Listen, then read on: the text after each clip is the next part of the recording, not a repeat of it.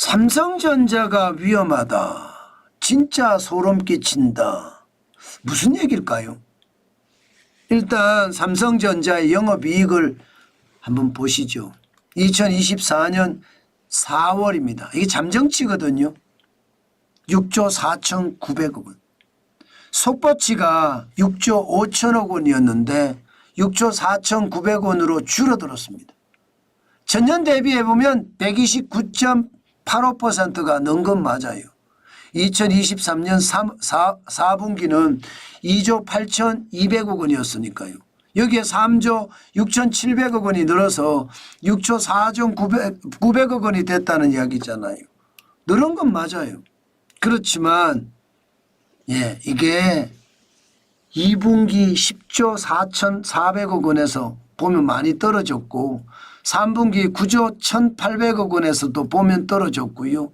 6조 4,900원이라는 숫자는 올 들어 그러니까 작년이지 작년 통틀어서 분기별로는 가장 작은 숫자다. 이게 여러분 제가 10조 정도는 가야지 얼추 삼성전자의 주가를 회복한다고 말씀을 드렸는데 그렇지 못한 거예요. 삼성전자는 진짜 어려워진다는 뜻입니다. 2021년 3분기를 보세요. 영업이익이 분기에 15조 8천억 원이나 영업이익을 냈던 적도 있습니다. 물론 코로나 팬데믹 때 굉장히 어려웠던 적도 있고요. 또 2023년에 2분기만 하더라도 0.67억 조원이죠. 6,700억 원. 6,700억 원의 영업이익을 내기도 했습니다. 그런 걸 대비해 보면 뭐 6조 4,900억 원은 적지 않다 이렇게 이야기할 수 있습니다. 그렇지만 여러분 저는 삼성전자가 위험하다 제가 이렇게 말씀드리는 이유는요. 이게 분기별로 해서 벌써 2연속 줄어든 데다가 매출은 올라갔어요. 매출은요. 전년 대비하면 11.82% 올라갔습니다. 굉장히 많이 올라갔죠. 저는 이게 진짜 놀라운 일이라고 생각합니다. 매출액이 달라졌잖아요. 매출액이. 그죠?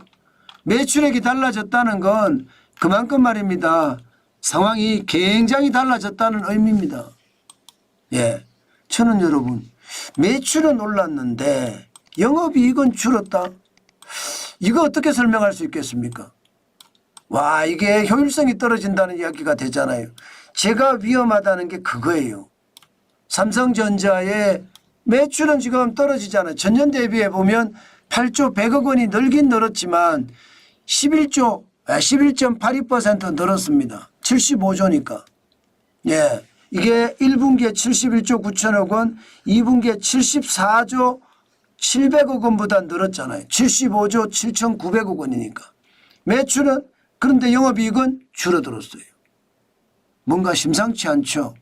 이게 저는 중국의 저가 파산 공세가 반도체 영역에서도 시작이 됐다. 저는 그렇게 해석합니다. 일반적으로 가격이 떨어지는 것도 그렇게 해석할 수밖에 없거든요. 아니 인공지능 시대에 인공지능 반도체가 엄청 들어간다고 하는데 오히려 D램 고정거래 가격은요 5개월 사이에 35.7%나 줄어들었습니다. 마이너스 35.7%잖아요. 0.75달러가 빠졌고요. DDR4 8GB 2.10달러였거든요. 이게 1.35달러까지 떨어졌어요. 중국이 계속 뿌린다는 거 계속 뿌린다. 12월에도. 낸드 플래시 메모리는 더 많이 빠졌습니다. 이게 낸드 플래시 메모리는 작년 8월에 4.90달러였습니다. 그런데 12월에 2.08달러에 역사적으로 가장 적게까지 떨어졌습니다. 4개월 사이에 무려 57.6%가 떨어졌습니다.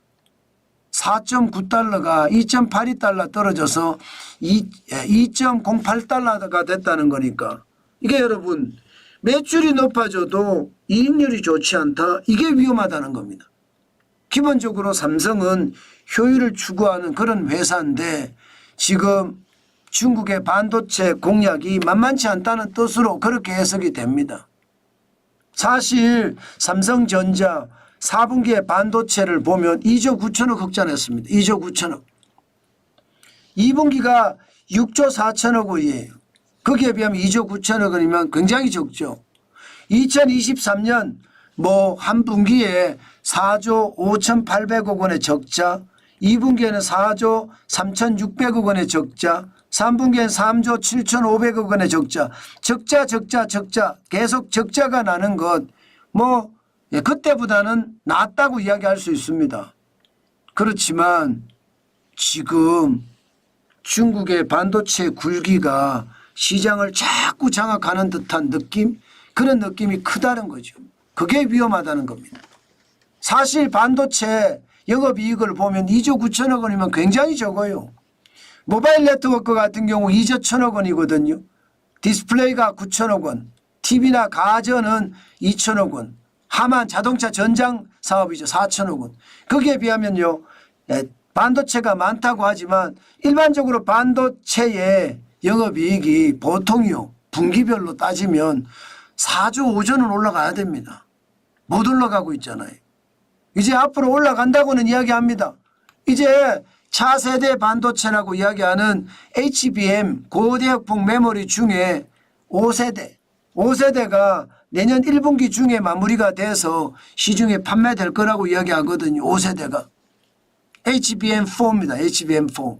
지금까지는 HBM3E를 납품하고 있잖아요. 그런데 이게 HBM4까지도 이제 간다고 하는 걸 보니까 뭔가 좋아질 것 같기는 하지만 전체적으로 중국의 파산 공세를 뚫어내지 못하면 아마도 우리 반도체도 다른 산업과 비슷하게 어려워질 수 있는 것도 있다. 그런 생각은 합니다. 아마도 지금 인공지능에 대한 어떤 상황이 계속 바뀌고 있으니까 그 바뀜에 따라서 우리가 어떻게 하느냐에 따라서 달라질 수는 있을 겁니다. 중요한 것은 여러분, 중요한 것은 지금 현재 딱 이 기준에서 봐서는 삼성전자가 위험한 게 맞다. 장기적으로 계속 위험할 거냐, 삼성전자가 어떻게 대응하는지에 따라 다를 겁니다. 아마 기술 리더십을 다시 회복해야 되겠고요.